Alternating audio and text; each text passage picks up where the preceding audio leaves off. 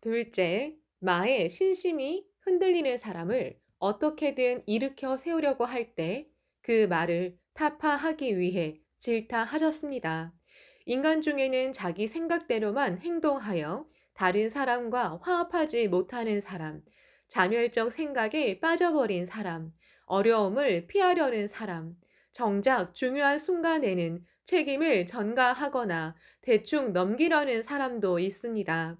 그러한 경향성이나 그 뒤에 숨어 있는 나약함, 교활함, 두려움이 일용이 되고 마가 되어 자기 신심의 성장을 방해하고 나아가 행복으로 가는 길을 막아버립니다. 그러므로 도다 선생님은 그 일흉을 자각하게 하여 단절시키려고 질타하셨습니다. 셋째, 많은 사람에게 폐를 끼치고 광선유포의 단결을 교란하는 경우에는 본인을 위해 또 모든 사람을 위해 그런 행동을 그만두게 하려고 꾸짖으셨습니다. 요컨대 어떤 경우에도 도다 선생님의 일념 오저에는 대자대비가 있었습니다. 그것도 모르고 선생님의 겉모습만 흉내내면서 동지를 야단치면 절대로 안 됩니다. 그 어떤 간부에게도 그럴 권리는 없습니다. 잘못을 바로잡아야 할 경우라도 잘 알아듣도록 순순히 타이르면 됩니다. 신이치는 참석자들에게 근황 등을 묻고 가벼운 화제를 계기 삼아 신심과 리더의 자세를 지도하고 격려했다. 모두 그렇게 자유로운 대화를 바라고 있었다고 해도 좋다. 이야기는 동지를 대하는 간부의 자세에 이르렀다. 간부 여러분은 어디까지나 회원들의 의사를 존중해야 하고 상대에게 상처를 주는 일이 없도록 마음을 써야 합니다. 또 사람들은 모두 다 다릅니다. 모든 사람이 순순히 이야기를 들어줄 리 없습니다. 리더는 고생도 많겠지만 커다란 마음으로 모든 사람을 감싸고 행복해질 수 있도록 온 힘을 다해 인내심을 가지고 격려해야 합니다. 그 속에 진정한 불도 수행이 있습니다. 그 고생은 모두 자신의 공덕과 복운이 됩니다. 인간은 인간이라는 바다 속에서 시달려야 비로소 스스로를 연마하고 빛낼 수 있습니다. 신심의 비판적인 사람과 끈기 있게 대화를 거듭하고 진지하게 격려한 만큼 자신을 깊게 만들 수 있습니다. 자, 그러면 함께 근행합시다. 신이치의 도사로 근행을 시작했다. 광선유포를 서원하는 사제의 독경, 창제의 소리가 힘차게 약동하는 선율이 되어 울려 퍼졌다. 오후 3시 반부터는 회식을 겸한 간담회를 열었다. 신이치는 8층의 장년부, 부인부 간담회에 참석해 같은 테이블에 앉은 멤버들의 보고에 귀를 기울였다. 이윽고 5층에 있던 청년부들도 합류해 문화 행사를 시작했다. 남극 도사를 뒤로 하고의 합창과 아와 오도리 등을 차례로 선보였다.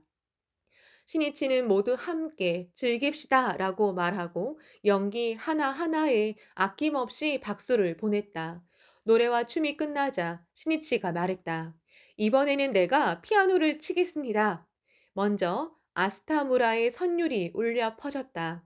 신이치는 지금이야말로 인사 도다 조세희 선생님처럼 부케에 흩날리는 눈보라 속에 홀로 일어선다는 용기와 패기로 씩씩하고 용감하게 나아가라 라는 바람을 담아 피아노 건반 위에 손을 올렸다. 시련은 사람을 단련시킨다. 그러므로 광포를 방해하는 맹렬한 눈보라에 가면히 도전하는 사람은 최강의 용자가 된다. 신이치는 피아노를 치면서 아스아라 삼열사 벚꽃을 연주했다. 늠름하고 용기 있는 신앙자로 성장하라. 행복의 벚꽃을 피우는 인생의 보물이라는 기원을 담은 연주였다. 신이치는 생각했다. 지금 이때에 구도심의 불꽃을 불태우며 파도를 넘어 요코하마까지 찾아온 이 시코쿠 동지들의 과감한 행동은 광선유포의 역사에 찬연히 빛나고 영원히 회자되며 이어질 것이 틀림없다. 중요한 점은 학회가 고경에 처할 때 어떻게 행동하고 새로운 돌파구를 여느냐이다. 신이치는 마지막으로 다이난코를 연주하겠습니다. 또 만납시다. 라고 말하고 다시 피아노로 향했다. 멤버들은 피아노 선율에 귀를 기울이면서 다이난코가 노래하는 아버지 구스노키 마사시게와 아들 마사스라의 모습과 창가 사제를 오버랩시키며 마음속으로 모두 이렇게 맹세했다. 저희는 학회 정신을 단호히 계승하겠습니다. 어떠한 상황에 처해도 광선유포의 길을 활짝 열겠습니다. 시코쿠는 지지 않겠습니다. 창가 승리의 깃발을 흔들겠습니다. 뜨거운 구도심으로 불타는 동지들의 눈에 눈물이 반짝였다. 그리고 모두 함께 시코쿠 창가 학회를 위해 만세 삼창을 했다. 커다란 박수 소리가 울려 퍼지는 속에 회식을 겸한 간담회가 끝났다. 시니치가 말했다. 감사합니다. 건강하십시오. 오늘은 여러분이 타고 떠나는 배를 배웅하겠습니다. 시코쿠에 남아있는 가족들에게 그리고 각자 조직의 동지들에게 아무쪼록 안부 전해 주십시오. 또 청년부는 아버지, 어머니를 소중히. 시코쿠 멤버가 가나가 문화회관에서 나왔을 때는 이미 깊은 어둠이 깔려 있었다. 부두에는 200여 명의 가다가와 멤버들이 모여 승선하는 시코쿠 동지를 배웅했다. 음악대가 시코쿠의 노래 우리의 천지를 연주하자 배에서 시코쿠 멤버들이 형형색색의 종이 테이프를 던졌다. 이어서 가나가와 멤버가 연주에 맞춰 현의 노래 아 태양은 떠오른다를 열창한 뒤 모두 함께 광포로 달려라 위풍당당의 노래를 대합창했다. 창가의 버부들이 마음을 하나로 모아 노래하는 노랫소리가 별이 빛나는 밤하늘에 울려 퍼졌다. 부웅 하고 선플라워 7호의 추락을 알리는 백고동 소리가 밤바다에 울렸다. 시코쿠 동지들은 갑판에 나와 있었다. 배는 조용히 출발하기 시작했다. 부둣가로 배웅하러 온 가나가와 동지들이 입을 모아 안녕히 가세요, 또 오세요 라고 외치면서 손을 흔들었다. 바닷가에는 창문 틈 사이로 불빛이 새어나오는 가나가와 문화회관이 서 있고 요코하마 거리에 불빛이 펼쳐져 있었다. 그 순간 문화회관의 불빛이 일제히 꺼졌다. 맨 위층 창문에서 가는 빗줄기 몇 개가 춤췄다. 선박으로 전화가 왔다. 지금 야마모토 선생님과 사모님이 문화회관 맨 위층에서 손전등을 비추며 여러분을 배웅하고 계십니다. 배에서 보이십니까? 곧바로 선내 방송을 통해 멤버들에게 알렸다. 모두 갑판 위에서 맨 위층 불빛을 향해 열심히 손을 흔들며 목청껏 외쳤다. 선생님, 시코쿠는 분발하겠습니다. 안심하십시오. 지역 강포의 선구가 되겠습니다. 모두 눈물을 글썽였다. 시니치와 미네코는 배가 보이지 않을 때까지 언제까지고 손전등을 계속 흔들며 비쳤다. 멀리 배 위에서 외치는 동지들의 목소리가 시니치와 미네코에게 들릴 리 없었다. 하지만 시니치도 미네코도 동지들이 마음으로 외치는 소리를 듣고 있었다.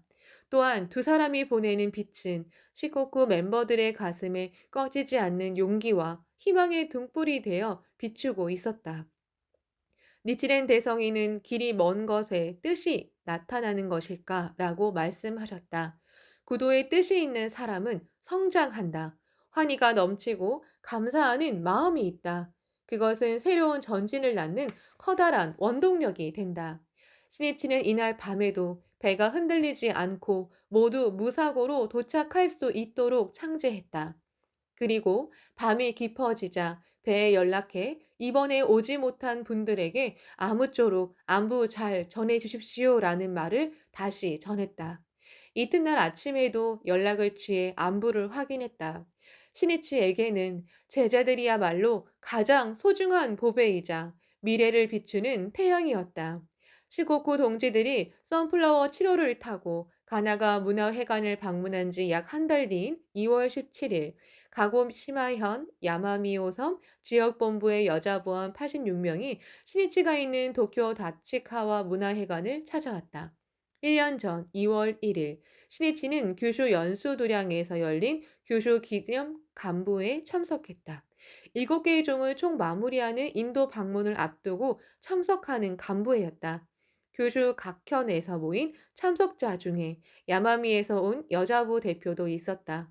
시니치는 연수 도량에서 모두 함께 기념사진 카메라 앞에 선 뒤 야마미 멤버에게 말했다. 무엇이든 요청할 사항이 있으면 나중에 여자부장에게 말하십시오. 무엇이라도 좋습니다. 사양하지 않아도 됩니다. 나는 여러분의 요청에 최대한 응하고 싶습니다. 낙도에서 노고에 노고를 거듭하며 분투하는 보배와 같이 소중한 여러분이니까요. 아마미의 대표가 여자부장에게 희망사항을 전했다. 아마미오섬 지역본부의 여자부 근행회를 창가 여자회관에서 하게 해주십시오. 도쿄 시나노마치의 여자부 회관인 창가 여자회관이 개관한 때는 1977년 12월이었다. 그리고 그 이후로 전국의 여자부원들은 창가 여자회관 방문을 희망하고 있었다. 신이치는 그 요청을 흔쾌히 받아들였다. 여자부원들은 서로 맹세했다. 각자 자기 지역에서 광포 확대의 커다란 파도를 일으키고 광선유포의 스승이신 야마모토 선생님의 슬하에 모입시다. 종문 승려들은 계속해서 비열하게 학회를 공격하고 있었다. 그 속에서 멤버들은 창가 정의의 깃발을 내걸고 정열을 불태우면서 홍교하러 뛰어다녔다. 그런데 교수 영수도량에서 신이치를 만난 지 석 달도 되지 않아 신이치가 회장을 사임했다. 태양이 갑자기 먹구름에 뒤덮여 가려진 기분이었다. 그래도 지지 않았다. 이럴 때일수록 홍교의 대승리로 선생님을 안심시켜 드립시다. 역경은 인간의 진가를 가리는 시금석이다. 일찍이 아마미오섬 일부 지역에서는 학회원에 대한 극심한 박해 사건이 있었다. 섬의 유력자들이 어본존을 몰수하기도 하고 학회원의 일자리를 빼앗는 등 계속해서 행패를 부렸다. 학회원에게는 생필품도 팔지 않았다. 차를 몇 대나 동원해 학회를 배척하는 데모를 벌이기도 했다. 아마미의 여자부원들은 어린 시절 이러한 역풍 속에서 아버지 어머니가 분한 눈물을 삼키면서 자타 함께의 행복을 바라며 열심히 홍교하러 다니는 모습을 보고 자랐다.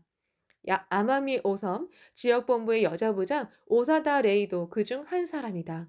아버지는 오사다가 한 살 때 바다에서 조난 사고를 당해 세상을 떠났다.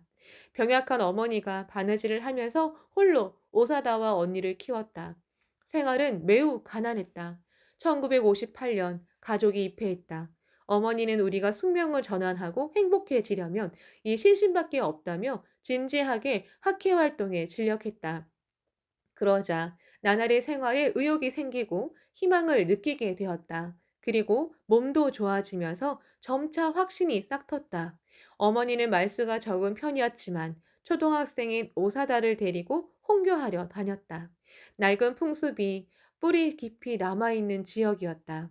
찾아간 집에서 돌아오는 것은 언제나 멸시와 비웃음, 욕설이 뒤섞인 말뿐이었지만 어머니는 지지 않았다. 학회의 신심은 정말 올바릅니다. 신심을 하면 반드시 행복해집니다. 라고 단호하게 딱 잘라 말했다.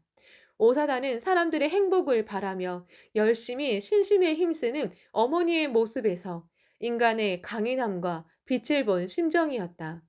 오사다가 초등학교 고학년일 때 어머니가 감기에 걸려 고열에 시달렸다. 얼음주머니를 이마에 올려놓으면 금방 녹아버릴 정도였다. 밤새도록 간호했다. 누워있는 어머니가 반복해서 말했다. 만약 나한테 무슨 일이 생기더라도 너희는 절대로 학회에서 멀어지면 안 된다. 어본조님만큼은 절대로 놓치면 안 된다. 이 말은 어린 딸의 생명에 깊이 새겨졌다.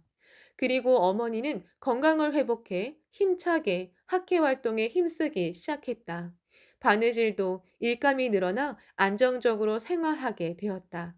공덕 체험은 확신을 더욱 크게 하고 신심을 더욱 강성하게 한다.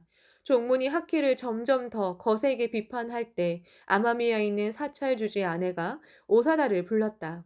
주지의 아내가 학회를 욕하면서 종문을 따를 것인가, 학회를 따를 것인가 라고 압박했다.